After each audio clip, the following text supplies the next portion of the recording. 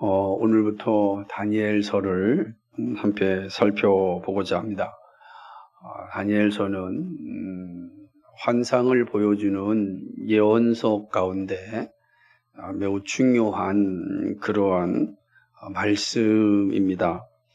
에스겔서, 다니엘서는 예수님이 말씀하신 이 종말에 대한 비유, 또 그리고 요한계시록에 나타난 종말에 대한 내용들을 함께 연결하는 그러한 구약의 말씀이기 때문에 짧은 12장밖에 되지 않지만 이 다니엘서가 담고 있는 내용은 참으로 크고 충만하다고 할 수가 있습니다. 본문은 유다왕 여호와김 3년에 바벨론 왕 느부갓네살이 예루살렘을 점령하던 그런 시기입니다.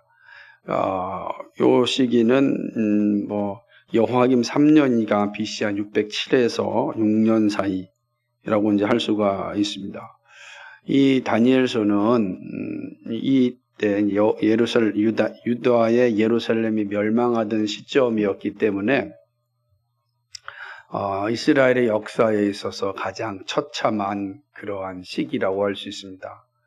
그 시기로부터 예레미야 선지자를 통하여서 말씀하셨던 70년 동안 너희가 바벨론에서 포로 생활을 할 것이다 말씀하였는데 그 70년 전체를 다 통과하고 있는 게 다니엘서입니다. 그러면 다니엘서는 70년의 모든 기록에 다 다니엘 자체가 존재하고 있고, 물론 그 이후에까지 다니엘서는 이어지지만 적어도 예레미야 선지자가 말씀하였고 또 에스겔 선지자가 증언하였던 그 포로 생활 70년 동안 산 증인이 바로 이 다니엘서의 저자인 다니엘이라고 할 수가 있습니다. 다니엘서 1장 1절은 이제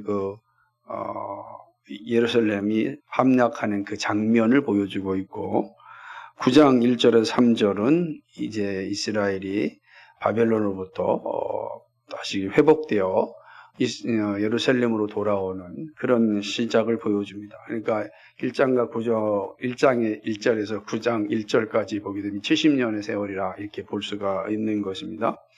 본서의 저자는요, 다니엘입니다. 보통 성경에 그 저자의 이름이 그 성경의 이름으로 이제 기록되어져 있습니다. 그럼에도 불구하고 정말 성경의 이름이 저자인가라고 하는 논쟁은 항상 있어 왔습니다.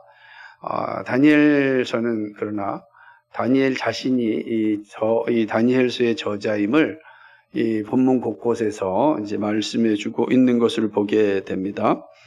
8장 15절을 보게 되면요, 나 다니엘이 이 환상을 보고 그 뜻을 알고자 할 때에 이렇게 말씀하고 있습니다. 그러니까 나 다니엘이 이 환상을 보았다라고 하는 말씀을 보면 이 다니엘서는 다니엘이 썼구나라고 하는 건데, 그런 내용들이 8장 27절, 9장 2절, 10장 2절, 7절, 12장 4절에서 5절 이런 자체내로 다니엘서 자체에 대해서 이 다니엘서의 저자가 다니엘임을 이제 밝히고 있습니다. 다니엘은 세 친구 하나냐, 미사엘, 이 아사랴와 함께 포로로 잡혀왔지만 그들은 이 바벨론 땅에서 크게 성공한 그런 사람입니다. 더군다나 다니엘은 두 제국, 그러니까 바벨론이죠. 그리고 메데 바사 제국. 바벨론 2장 48절에 이제 그가 바벨론 제국에 있음을 보고, 그리고 6장 1절 2절을 보게 되면은 메데 바사 제국, 이 두 제국에서 신임을 받은 그러한 사람입니다. 그러니까 두 정권이 아니에요. 이건 두 나라입니다. 그러니까 단순히 정권 문제가 아니고 두 나라에서 아주 신임을 받은 그런 사람이었습니다. 그러니까 그렇게 생각해 보면 대단한 인재였다라고 이제 우리가 생각할 수 있습니다.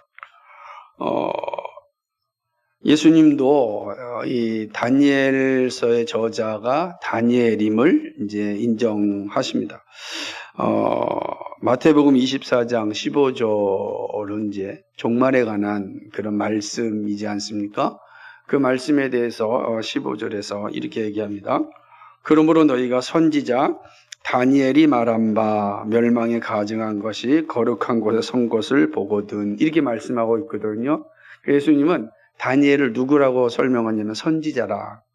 선지자는 누구죠? 하나님의 말씀을 받아서 전하는 자. 예수님이 다니엘을 그렇게 이제 인정하셨습니다. 그리고 다니엘서 자체가 바로 선지자 다니엘의 기록임을 사실은 24장 15절에서 증명하고, 그러니까 인정하고 계심을 이제 볼 수가 있는 것입니다.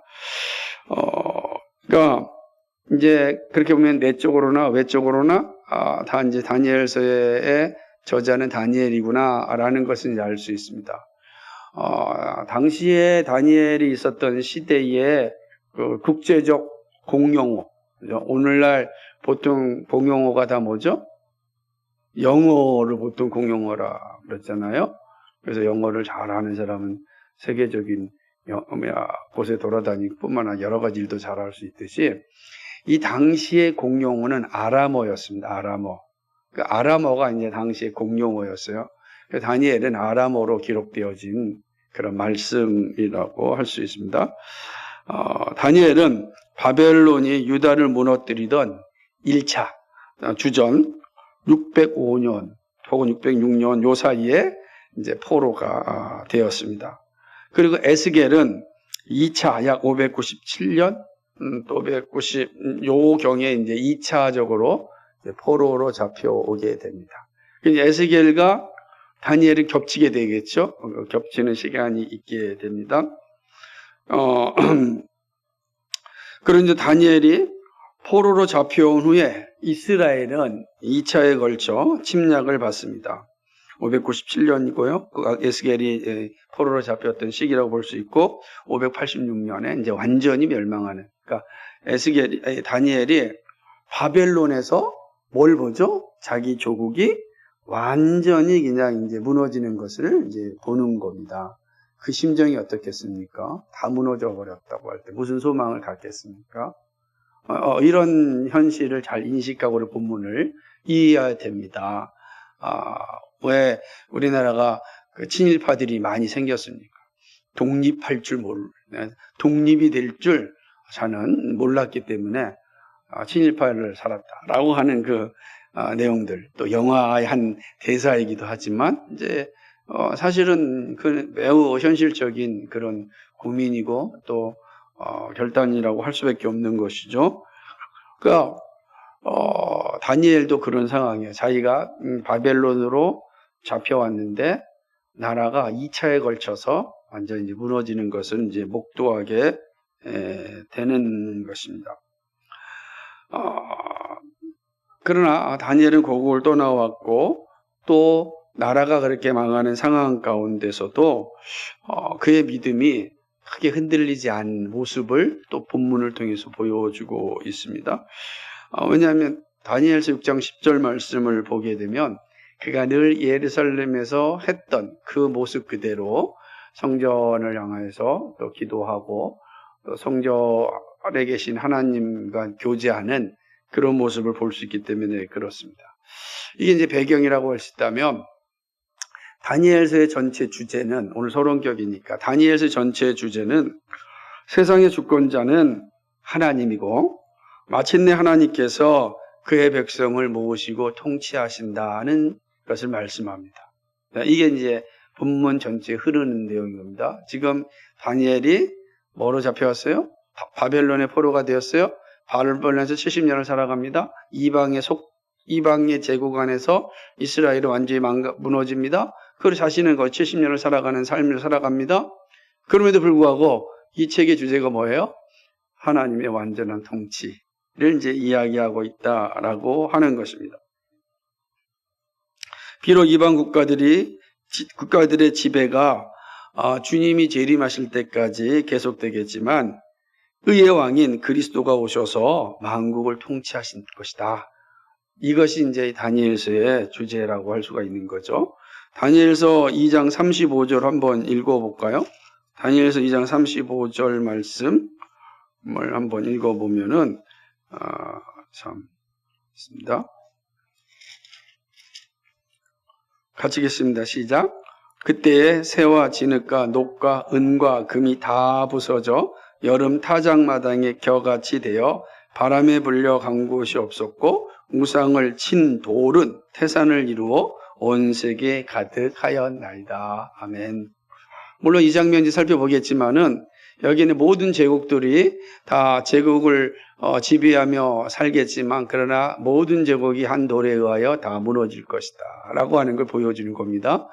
그분이 누구십니까? 바로 그리스도고 완성될 하나님의 나라를 이제 보여주는 그 말씀이라고 이제 할 수가 있습니다. 다니엘서는 환상을 통하여 주신 말씀에 있어서 역사적 순서를 가지고 있는 독특한 그런 말씀입니다. 무슨 말이냐면 다니엘서는 세상 역사를 뒤죽박죽으로 만들지 않고 순서적으로 기록하고 그 순서적인 기록에 통하여서 그리스도가 어떻게 오실 것이고 그리스도께서 그의 나라를 어떻게 지배할 것인지를 이제 말씀하는 게 이제 이 다니엘서의 어떤 아주 중요한 특징 가운데 하나라고 이제 할 수가 있습니다. 이게 이제 다니엘서의 주제이자 특징이라고 할 수 있다면 다니엘서의 전체적인 그런 모습을 좀 볼 수가 있는데 보겠는데요. 총 12장으로 기록되어 있다고 말씀드렸습니다. 12장은 세 부분으로 좀 나누어서 생각해 볼 수가 있습니다. 1장은 1장 1절 27절인데요. 1장은 뭐냐면 다니엘이 겪고 있는 삶의 배경을 이제 기록하고 있어요. 1장 전체는. 그리고 2장부터 7장까지는 고대 근동의 지배 세력의 역사를 이제 수록하고 있으니까 2장부터 7장까지는 고대 근동 지방이 어떻게 이 세상 권력자들이 지배를 하면서 이 세상을 이끌어가고 있는지를 이제 보여주고 있습니다. 그리고 8장에서 이제 마지막 12장까지는 이스라엘의 삶에 대해서 운명에 대한 그런 예언입니다. 그래서 이제 이렇게 크게 1장과 2장부터 7장, 8장부터 12장까지 큰 세 개의 주제로 이제 다니엘서를 이제 이해할 수 있고 볼 수 있습니다. 그러니까 우리가 이런 생각을 잘 보고서 다니엘서를 본다면 어려운 말씀이지만 우리가 이해할 수 있게 될 것입니다. 본문의 배경이 된 역사적 상황을 한번 또 살펴보겠습니다. 다니엘이 포로로 잡혀가야 했던 시대는 앞서서 말씀드렸던 유다의 왕 여호와 김 시대입니다. 근데 이 여호와 이 김은 당시에 이제 이 다니엘과 또 하나냐, 미사엘, 아사랴가 살던 시대에 느부갓네살과 관계가 좋지 않았습니다. 만약 관계가 좋았고 또 서로의 협정을 잘 맺었다고 한다면 아마 나라가 그렇게 힘들지 않았을 것입니다. 그러면 이 친구들도 포로로 잡혀가고 그런 삶을 살지 않았을 것입니다. 그러나 외교 관계가 매우 불완전한 그런 시대였습니다. 열왕기하 24장 1절과 4절을 보면 그런 내용들을 잘 수록하고 있는 것을 보게 됩니다. 이제 예루살렘을 침공한 느부갓네살은 유다에 있어서는 가장 치욕스러운 일을 하게 했다. 관계가 매우 이제 불완전한 상태에서 드디어 느부갓네살은 예루살렘을 침공을 하게 됩니다. 예루살렘을 침공할 때 가장 슬프고 끔찍한 일은 무엇이냐면 예루살렘 성전에 있는 모든 기구들을 다 바벨론으로 이제 가져가는 것입니다. 하나님의 전 기구와 이걸 다 가져가서 어디에 갖다 놓냐면 바벨론의 자기들의 신전 창고에다가 다 처박아 놓았어요. 얼마나 이게 끔찍한 일이에요. 하나님을 예배하는 데 사용되었던 도구들이 이방 신전 창고에 전부 다 이제 처박히게 되는 겁니다. 그리고 그뿐만 아닙니다. 유다에 있어서 아주 똑똑한 그러한 친구들 있습니다. 이들을 다 데려가는 거죠. 왕족과 귀족을 이제 데리고 가는 겁니다. 그러니까 왕족과 귀족을 다 데리고 이제 가는 것을 보게 되는 것입니다. 물론 앞으로 진행된 사건을 통해서 알 수 있겠지만 이 바벨론이 이런 일을 한 거, 예루살렘 성전의 모든 기구들을 다 자기들의 신전의 창고에 집어넣는 것, 그리고 이 왕족과 그 다음에 지혜로운 자들을 다 데려가는 것은 아주 정신적으로, 신앙적으로 그 뿌리를 다 뽑아버리는 그런 행위라고 할 수 있습니다. 왕족과 귀족을 데려감으로 인하여 더 이상 이 저항을 하고 또 어떤 우리처럼 독립운동을 할 수 있는 그러한 기반들 자체를 싹 없애려는 거죠. 이거 뭐 지혜로운 사람 미리 다 데려갔으니 어떻게 되겠습니까? 왕족과 인재들을 다 없애버린 것입니다. 바벨론에 잡혀온 청소년 가운데 이들은 보통 15세 정도 됩니다.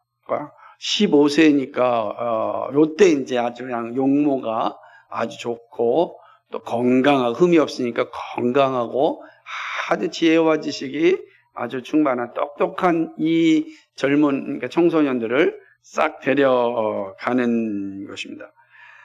그리고 와서 바벨론 사람들의 학문과 언어를 가르치게 합니다. 4절을 이제 보게 되면 그들이 데려오면 바벨론의 학문과 바벨론의 언어를 이제 가르치게 되죠. 15살부터 좀 그냥 바벨론의 그 학문과 언어를 이제 가르치게 되는 겁니다.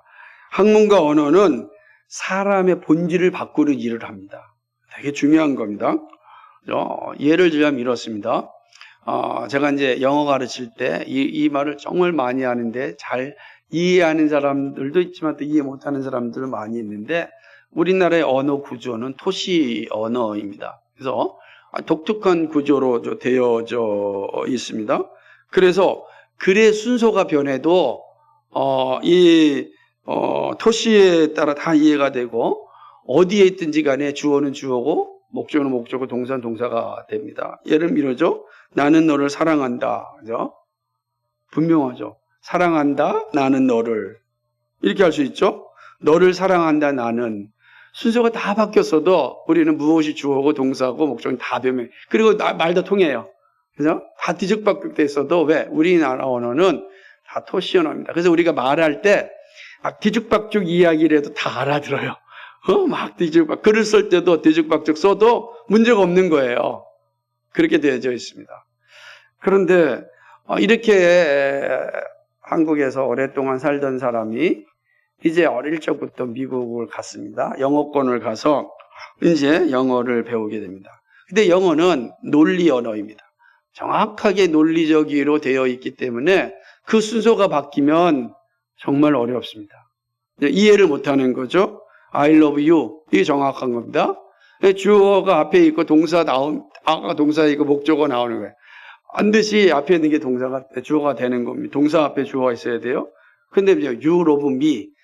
그러면 어떻게 되겠습니까? 이제 또 주어가 바뀐 거죠. 다 바뀐 겁니다. 너는 나를 사랑한다가 되는 거예요. 바뀌어버리게 되는 겁니다. 더 문제는 뭐가 되겠죠? love you, I.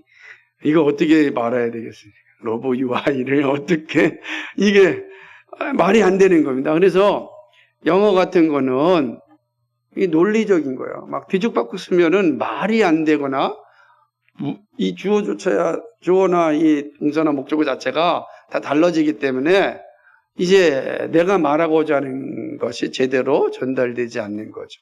그럼 이런 사회 속에서 잘한다고 생각해 보십시오. 자꾸만 말할 때마다 논리적으로 하려고 하는 거예요. 이 사람들이 와가지고 한국말을 배우기 어려운 것 가운데 하나가 이 완전히 다른 체계니까 어려운 거예요. 그러니까 그런 체계 속에 살면은 그러한 이성적인 시장이 다 있는 거예요. 그래서 우리는 이렇게 이런들 어떠하리 저런들 어떠하리 이렇게 살 수 있는 그런 모습이 있어가지고 조금은 우리 속으로 얘기하면 융통성도 있고 또 이런 모습도 있는 거예요. 그래서 우리나라는 좀 신용 국가가 되는 거 조금 늦는 거예요.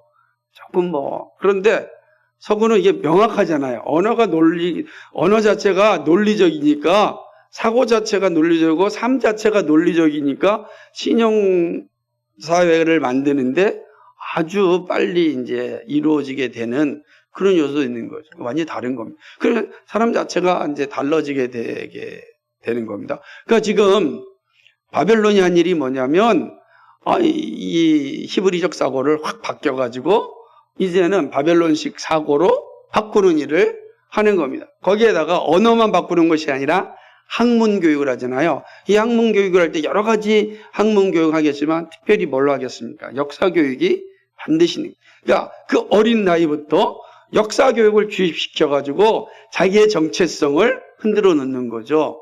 지금 우리가 일본과 지금 독도 문제로 계속해서 좀 논쟁 중에 있는 거 아니겠습니까? 근데 일본이 초등학교 검정 교과서에다가 독도는 일본 땅이라고 기술했다는 겁니다.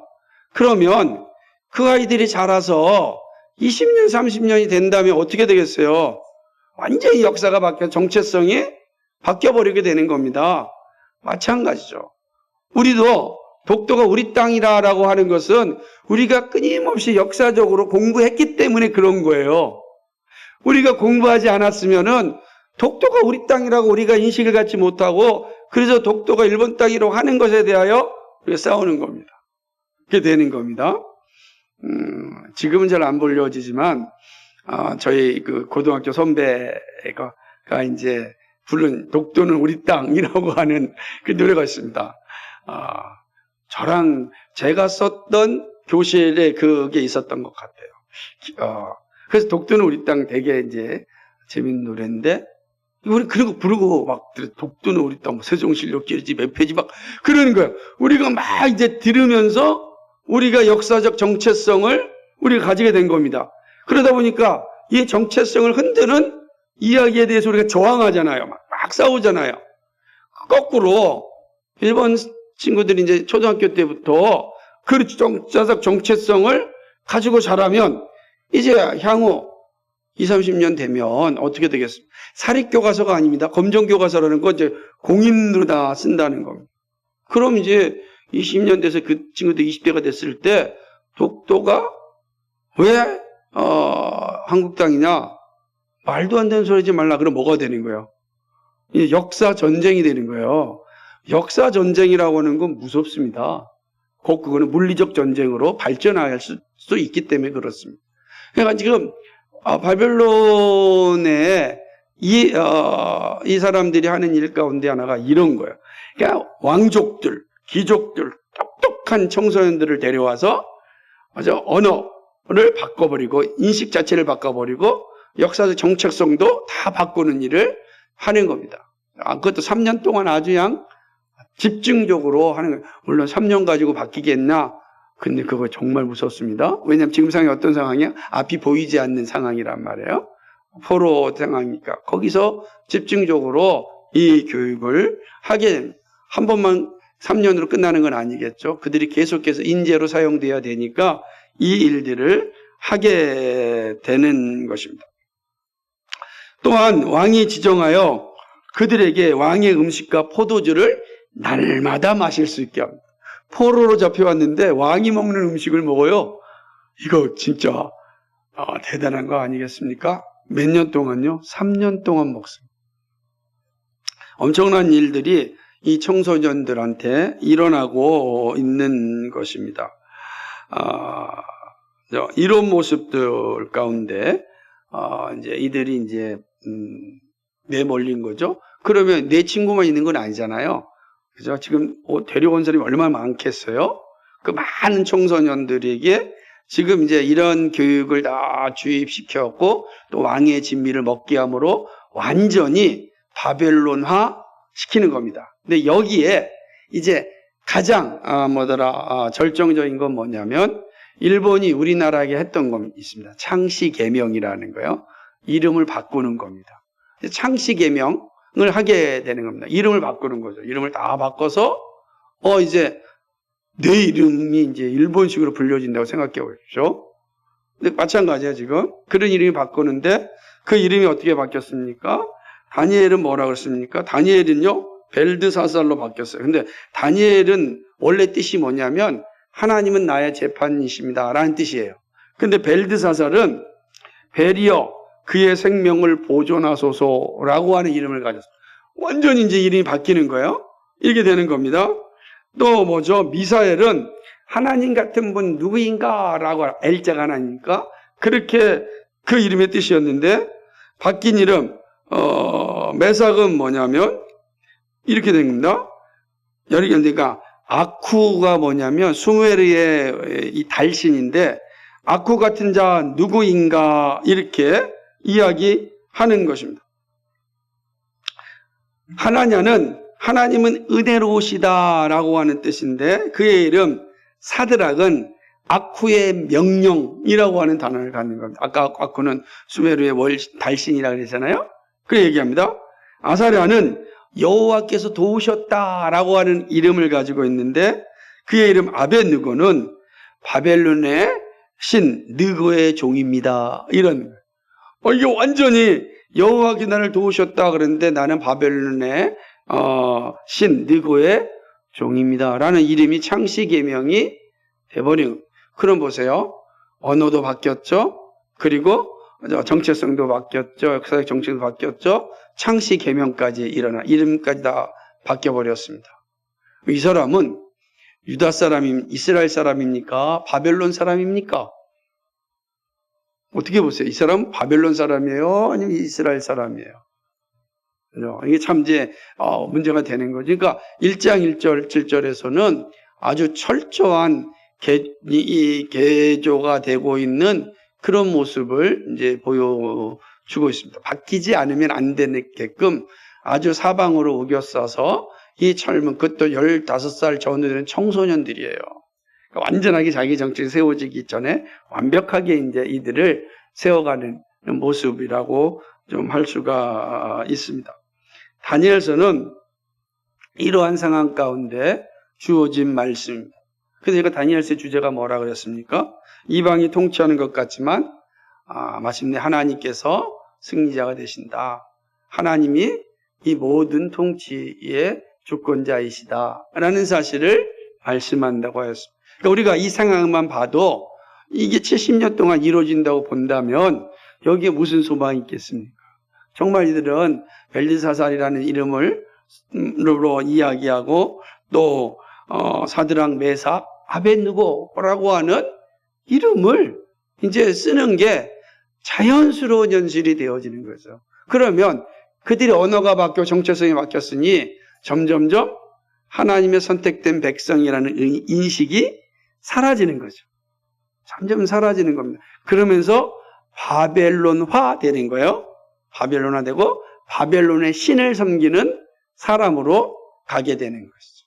그러니까 이게 아주 얼마나 철저한 모습인지 모릅니다. 그러나 세상의 통치는 물론 가볍게 여길 수 없습니다. 그리고 긴 시간이 주어지는 것이 사실입니다. 선지자들이 말했던 것처럼 바벨론에 의해서 약 70년 동안 이 통치를 받는 그 1차적인 시간이 있습니다. 그리고 구속사적으로 주님이 재림하실 때까지 이 세상의 통치가 우리 가운데 존재합니다. 그런 측면에서 이 다니엘서의 말씀 분명히 하나님께서 이방이 통치하는 것 같지만 하나님께서 마땅히 승리하신다라고 하는 주제를 가지고 있지만 그럼 오늘 우리의 눈에 보이는 이 현실이 우리에게 무엇을 가르쳐주고 있는가? 이 중요하죠. 그 가르침의 핵심이 뭐냐? 이런 겁니다. 이 세상, 이방인들이 다스리는 세상, 세상이 지배하는 현실에서 마침내 승리자가 될 그날까지 그리스도인이 겪어야 할 삶이 있다 하는 사실. 그러니까 우리가 이 상황 가운데 우리는 겪어야 될 삶이 있습니다. 이거를 부정할 수는 없는 거예요. 우리는 분명히 이 사실을 인식하고 있어야 돼요. 그러나 마침내 어떻게 됩니까? 하나님의 통치가 완성되는 날이 오지만 그때까지 우리가 겪어야 할 삶이 있다. 그래서 오늘 세 가지로 살펴보면은 첫 번째는 세상에 있는 고난입니다. 우리가 반드시 고난을 겪어야 합니다. 주님의 통치가 완성될 때까지 이 땅에서 고난을 감당해야 합니다. 다니엘과 하나냐, 미사엘, 아사랴는 15살 때 부모와 헤어지고 나라를 잃어버린 포로가 되었습니다. 상황 자체가 끔찍합니다. 그렇지 않습니까? 부모를 헤어지고 나라를 잃어버린 겁니다. 그러면 부모를 헤어지고 나라를 잃어버린 청소년들에게 무슨 소망이 있겠습니까? 그의 미래가 보이겠습니까? 아무것도 보이지 않는 겁니다. 끔찍한 거죠. 미래가 보이지 않는 거예요. 70년이라는 게 눈에 보이십니까? 보이지 않습니다. 제가 살아왔지만 이 나이 될 때까지 이렇게 됐을 거라고 상상할 수 없는 시간이죠. 아무도 모르는 것입니다. 그런데 지금 이들이 15살 정원에서 이런 상황을 사실은 당한 겁니다. 미래가 창창하고 꿈을 꿀 나이인데 현실은 참으로 참혹합니다. 누가 이런 현실을 원하겠습니까? 아무도 원하지 않습니다. 그렇죠? 더군다나 너무 가난하면요, 너무 상황이 힘들면 자존감이 아주 낮아집니다. 그러면 현실을 사는 것이 정말 힘들어집니다. 다니엘, 하나냐, 미사엘, 아사랴에게는 그러한 현실이 다가왔습니다. 얼마나 참담하겠습니까? 그래서 그런 현실 속에서 이 친구들이 겪어야 될 아마 트라우마를 한번 생각해 보십시오. 이거 정말 만만치 않습니다. 그죠? 저 역시 가난하고 힘들었던 아주 지독한 가난이 있었기 때문에 저를 참 많이 짓누르고 있는 그런 일들이 많습니다. 그래서 뜻하지 않은 상황 가운데 정말 자존감이 낮은 행동을 합니다. 그러니까 이게 너무 가난하게 살고 너무 소망이 없는 현실 속에서 오랫동안 청소년기를 보내다 보면은 잘 사라지지 않는 거예요. 나이가 들어도 그런 현실들이 나타나게 되는 거죠. 그래서 정말 자존감이 되게 강한 것 같아도 자존감이 참 낮아지게 됩니다. 그럼 참 힘들어요. 자존감을 회복하지 못하면 우울증을 겪게 되는 거죠. 반드시 그 다음에 우울증으로 가는 거예요. 인생 자체가. 근데 이게 어린 시절에 겪게 되면 이게 일생 동안 참 힘듭니다. 정말 그리스도의 은혜가 아니고서는 이겨낼 수가 없는 거죠. 그러나 순간순간 이러한 연약함이 나타나는 것이 사실입니다. 이 네 친구에게도 그러한 상황, 그러한 현실이 다가왔습니다. 얼마나 끔찍한 현실이겠습니까? 이 사실은 그리스도인들은 모두가 다 마찬가지지만 그리스도의 완전한 통치가 완성되는 그날까지 이 땅에 살면서 다양한 고난을 경험합니다. 세상에 산다는 것 자체가 고난을 산다는 것입니다. 그런데 그 고난은 멸망에 이르는 고난이 아니고 영광에 이르는 고난입니다. 이 그리스도인에게 주어진 복이죠. 그래서 그 고난을 잘 이겨내는 게 참 중요합니다. 그러니까 고난을 겪어야 돼요. 하나님의 완전한 통치가 이룰 때까지 우리는 고난을 겪어야 합니다. 그럼 고난이 올 때 이상하게 여기지 말고 고난을 잘 이겨야 됩니다. 이게 참 말처럼 쉽지 않아요. 그래서 그리스도의 십자가 앞에 가야 되고 그리스도의 십자가에서 떠나면 우리는 또 연약한 자의 자리에 서게 됩니다. 제가 보니까 말 그대로 기도하지 않을 때 찾아오는 불청객이 정말 분명하더라고요. 그런 모습이 있습니다. 저 역시 정말 아주 처절하게 이렇게 무너지는 모습들을 자주 보게 되는데, 그러나 이게 우리가 사는 현실이다라고 하는 것입니다. 이 사실은 변함이 없습니다. 그러니까 주님의 완전한 통치가 이루어질 때까지 변함이 없는 사실은 바로 세상에서 우리가 고난을 당한다는 사실입니다. 이것이 우리가 배워야 될 내용입니다. 두 번째는요, 세상이 주는 성공의 유혹입니다. 이건 반드시 겪습니다. 주님의 통치가 완성될 때까지 모든 사람들, 모든 그리스도인들은 이 성공의 유혹을 다 겪게 됩니다. 고난의 현실 가운데 도망치고자 하는 사람은 다 자연스러운 모습입니다. 그런데 현실은 쉽게 그렇지 못한, 도망치고 싶었다고 해서 도망치지 않습니다. 못하는 거죠. 몸이 피한다고 해서 마음까지 피할 수 있는 건 아닙니다. 그죠? 몸이 아무리 피하여 있다 할지라도 마음이 사로잡혀 있으면 정말 힘들고 어렵게 됩니다. 그러다 보면 여러 유혹이 다가옵니다. 그 가운데 성공의 유혹은 너무나 자연스럽고 또 무섭습니다. 우리 모두 성공의 유혹을 겪게 되는 것입니다. 여러분 한번 생각해 보십시오. 지금 내 친구들의 상황들을 한번 보십시오. 미래가 보이지 않습니다. 아무것도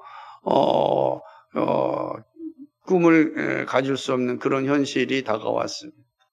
근데 그들에게 어떤 기회가 왔습니까? 지금 바벨론에서 공부할 수 있습니다. 얼마나 좋아요. 우리도 보면은 일본에 30년 될 때 똑똑한 친구들 일본 기업들이 장학금 줘가지고서 교육시켜서 그렇게 하는 거예요. 교육시켜 자기의 일을 하는 거죠. 옛날 우리나라에 왔던 선교사님들이 우리나라의 선교사님들이 와가지고서 좋은 젊은 친구들을 해가지고 유학까지 보내서 다시 와가지고서 이제 나라를 위해서 일하라라고 하는 겁니다. 이런 모습들이 이제 초창기에 보게 되면은 그런 독립운동가의 중요한 역할을 하였던 분들이 누구냐? 바로 이제 선교사님들이 또 교육시켰던 그런 사람들이 있었습니다. 그러니까 이런 모습들이니까 바벨론의 상황 가운데 있을 때 이 청소년들에게 기회가 온 거잖아요. 그래서 교육을 받을 수 있습니다. 또 왕의 사내 진미를 먹을 수 있습니다. 그리고 이제 그렇게 교육받으면 바벨론의 좋은 자리에 갈 수 있는 그런 힘도 있습니다. 그러니까 얼마나 좋습니까? 그러면 이제 우리는 이렇게 사느니 그냥 이런들 어떠하리 저런들 어떠하리가 자연스럽게 떠오르면서 그 성공을 향한 그 권력을 향하여 이제 들어가는 것을. 성경이 돈을 사랑함이 일만하게 뿌리라고 하였지만 그 일만하게 뿌리를 즐거워하는 겁니다. 일만하게 뿌리가 되면 일만하게 뿌리면 어떠냐고. 내가 지금 나의 삶이 행복한데 내가 지금 이 땅에서 부와 권력과 쾌락을 누리고 있는데 그게 무슨 상관인가 이렇게 이야기하게 되는 것입니다. 그러니까 이런 현실을 우리가 다 겪게 되는 겁니다. 그러니까 우리가 이 땅에 살면서 고난의 현실 가운데 있게 될 뿐만 아니라 주님 나라가 완성되는 그날까지 이 세상의 통치 가운데는 반드시 우리가 이 성공의 유혹을 싸워야 되는 거죠. 왜냐하면 이 세상은 다 이 성공이라고 하는 그 아주 신기루와 함께 모든 사람들을 빨아들이고 있기 때문에 그렇습니다. 마찬가지 아니게 내 친구도 너희들 이렇게 잘 배운다면 너희들 비록 나라는 잃어버렸지만 너희 이 땅에서 잘 먹고 잘 살 수 있다. 안 그렇겠어요? 왕의 진미를 먹을 수 있고 너희들은 정말 이 제국, 이 어마어마한 제국의 중요한 자리에 올라갈 수 있다. 그리고 너희는 평생 동안 왕의 진미가 먹는 것을 먹을 수 있다. 그런 이제 이 성공의 유혹들이 올 수밖에 없죠. 다 오는 겁니다. 여러분도 그러다 보니까 우리가 예배의 자리보다는 돈의 자리에 서고 싶은 욕망이 계속 있는 거죠. 겪어야 돼요. 세상 속에 살면서 이거 겪지 않는 사람이 아무도 없습니다. 다 겪는 거예요. 주님 나 통치할 때까지 이걸 겪어야 됩니다. 그죠? 그러나 만약에 이 성공의 유혹에 우리가 굴복당하면 구원의 기쁨을 결코 누릴 수 없습니다. 결코 70년 뒤에 오는 그 영광을 볼 수가 없습니다. 36년 뒤에 왔던 독립의 그 기쁨을 누릴 수 없습니다. 그런 거예요. 기대하지 못하는 사람이 그런 거죠. 그러니까 더 중요한 거는 주님 재림하실 때 주님께 영광 돌릴 수 있는 길이 없어지는 거. 우리 반드시 이걸 겪어야 되고 더 이겨야 된다라고 하는 것입니다. 마지막 세 번째로는요. 세상에서 은밀하게 다가오는 영적인 미혹을 또 겪어야 돼요. 이 영적 미혹이라는 게 주님 오실 때까지 해야 되는 거죠. 근데 영적인 미혹은 아주 은밀하게 다가옵니다. 대놓고 다가오지 않고 은밀하게 다가와서 우리를 무너뜨리게 합니다. 전혀 그렇지 않은데 일이 일어나게 만드는 거죠. 그렇게 만드는 겁니다. 다니엘과 하나냐, 미사엘, 아사랴에게는 왕의 진미와 왕실의 교육과 이름의 계명이죠. 이거는 너무나 달콤해서 성공이라고는 유혹을 떠나 어떤 유혹을 주냐면 신앙을 흔들어 놓습니다. 세상의 교육과 세상의 산의 진미와 성공주의, 혼합주의 이런 신앙들이죠. 야, 그러니까 이제 이런 것들이 들어와서 우리로 하여금 하나님을 집중하지 않게 하고 우상을 집중하게 하는 겁니다. 돈이라는 우상, 성공이라는 우상, 다 이제 우상으로 가는 겁니다. 우상을 바라보게 하는 거예요. 근데 이게 은밀하게 다가와서 우리의 영혼을 빼앗아 가는 거죠. 왕의 진미 한 번, 두 번 먹으면 헤어날 수 있겠습니까? 여러분, 그 산의 진미 같은 것들을 막 먹으면 못 삽니다. 여러분 집이요. 여러분 생각해 보세요. 한번 거꾸로 가서 여러분 집이 이 10평 있을 때, 20평일 때, 30평일 때, 40평일 때 40평에서 다시 10평으로 가라 그러면 갈 수 있겠습니까? 정말 어렵습니다. 정말 어려운 거예요. 빌라에 살다가 아파트로 갔는데 다시금 빌라로 가라 할 때 쉽지 않습니다. 쉬운 게 없어요. 그러니까 끊임없이 우리는 더 커지기를 원하죠. 그러니까 이 청년들이 결혼하기 힘들잖아요. 누구도 빌라에서 시작하기를 원하지 않습니다. 처음부터 그냥 한번 빵 터뜨려서 가는 거예요. 대출을 받든 뭘 하든. 저는 그래 참 씁쓸한 거예요. 국가가 청년들에게 막 돈을 이게 대주는 것에 대해서는 국가의 기능이니까 그런데 아쉬움이 이제 많이 있죠. 개인적으로는 그렇게 시작하는 것이 맞들다 보면 더 이상 이제 이 작아진 삶, 적어진 삶을 견디지 못할 것이고 견디지 못하면 정말로 그 삶 자체를 포기하고 마는 일이 일어날 겁니다. 그 대표 중에 이제 이혼이 이제 만연되겠죠. 남편이나 아내가 충분하게 어떤 그 물질적인 요건을 채워주지 못하면 살아야 될 이유가 많이 작아지는 거예요. 그 이혼하게 되는 겁니다. 그렇죠? 이런 것들이 이제 은밀하게 다가와서 우리로 하여금 하나님을 의지하여 살고자 하는 믿음을 빼앗아 가는 겁니다. 이 모든 것들이 우리의 신앙의 지용도를 바꾸는 일입니다. 그래서 믿음의 길이 아니라 자기 지식을 의지하는 길을 가게 되는 겁니다. 자기를 이제 의지하는 길을 가게 되는 거죠. 자신의 선택과 결정을 점점 의지하고 하나님의 뜻을 따르지 않게 합니다. 그래서 이게 정말 하나님의 뜻인가? 이거 중요하지 않습니다. 하나님의 뜻은 중요하지 않고 하나님이 내 뜻에 좀 맞춰줬으면 좋겠습니다. 라고 하는 이 은밀하게 들어간 영적인 미혹이죠. 그래서 우리의 기도의 제목이 하나님의 뜻이 나에게 이루어지는 것이 아니라 내 뜻이 하나님께서 이루어지길 원합니다. 이렇게 되는 거죠. 이거는 뭐냐? 이게 이방신이거든요. 여러분, 이게 이제 이방신의 특징이 뭐죠? 비나이다 하잖아. 내 뜻을 이루어 주옵소서. 이게 다 이방신이죠. 우리가 알기는 모든 자연 종교는 다 여기에 있습니다. 내 뜻을 이루어 주옵소서. 그러므로 그 신들은 나의 종이죠. 내 뜻을 이루어줘야 돼요. 안 이루어지면은 바꿔버립니다. 안 이루어지면 바꾸는 거예요. 선앙당에다가 빌었더니 안 이루어져. 그럼 뭐로 바뀌어요? 정한수로 바뀌는 겁니다. 이제 각종 종교를 바뀌어서 그나마 내 뜻을 들어주는 곳이 있으면 이제 거기에 정착하는 거죠. 기독교도 그러한 모습들이 너무 많습니다. 너무 많은 거예요. 그러니까 기독교인들 가운데도 하나님의 뜻이 나에게 이루어지기를 원하는 것이 아니라 내 뜻이, 내 뜻을 하나님이 이루어 주십시오라고 하는 거예요. 내 뜻이 이루어지지 않으면 더 이상 하나님과의 관계를 맺지 않겠습니다.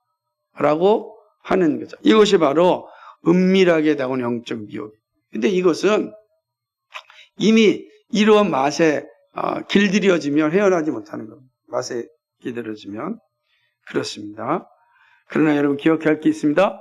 뭐냐면 사람이 자기의 길을 계획할지라도 인도하시는 분은 하나님이시다. 한번 따라해 봅시다.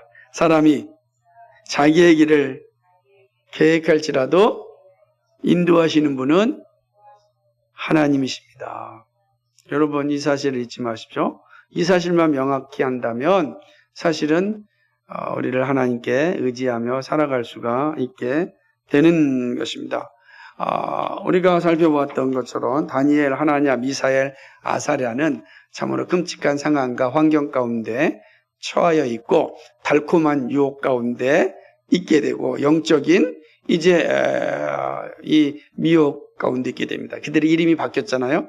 이름이 다 누구죠? 하나님에서 다 이제 벨신, 아쿠신 다 이제 다른 신들로 이름이 바뀌었단 말이에요. 그러니까 이름이 바뀌었다는 거지. 그들이 다 영적인 이제 미혹의 자리에 서게 됐는데 그 말은 삶의 기준이 바꿨다는 거예요. 삶의 기준이 이렇게 바뀌어지는 거예요. 이제 하나님에서 세상으로 하나님에서 우상으로 바뀌어. 이름 바뀌었다고 뭐가 대단한 바뀌는 거예요. 이렇게 정체성이 바뀌는 거니까 바뀌는 거예요. 우리도 마찬가지. 우리도 그러한 상황 가운데 얼마든지 처할 수 있다. 그러나 기억하십시오. 이 땅이 세상이 지배하는 것 같아도 궁극적으로 승리자는 여호와 하나님이십니다. 의의 통치가 우리 가운데 완성됩니다. 잠시 잠깐 후에 이루어지는 그 영광을 우리 다 보게 될 것입니다. 그러므로 믿음으로 이 길을 걸어가야 됩니다. 나를 믿지 마시고 정말 믿음으로 걸어갈 수 있기를 바랍니다. 예수님은 나의 주님이십니다. 이 고백이 흔들리지 않길 바랍니다. 이 고백이 망각되어지면 정말 끔찍한 죄를 짓는 것 같습니다. 여러분, 그 자리에 우리가 다 서지 않고 정말 그리스도의 십자가 앞에 가서 그 그리스도의 십자가의 은혜를 붙잡고 다른 방법이 없는 것 같습니다. 그리스도의 십자가만이 우리를 지키고 인도하여 주십니다. 그런 은혜가 우리 가운데 넘치기를 주님의 이름으로 간절히 축복합니다. 거룩하시고 자비하신 아버지 하나님, 오늘 바벨론의 포로로 잡혀갔던 우리 청소년 4사람의 상황과 환경을 통하여서 우리에게 말씀하시는 하나님의 뜻을 살펴보았습니다.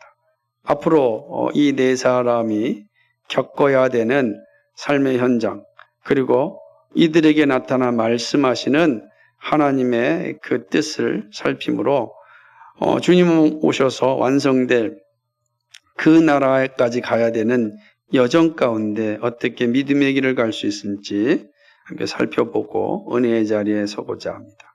성령께서 겪어야 될 것을 겪을 수밖에 없는데 굴복하지 않고 이겨낼 수 있도록 도와주옵소서.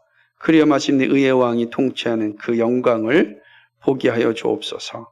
오늘 우리도 그 나라가 완성될 때까지 이 땅을 살아가야 됩니다. 하나님 아버지, 주의 성령이 도와주셔서 낙오되지 않고 완주할 수 있는 믿음을 허락하여 주옵소서. 감사드리며 예수 그리스도의 이름 받들어 기도하옵나이다. 아멘.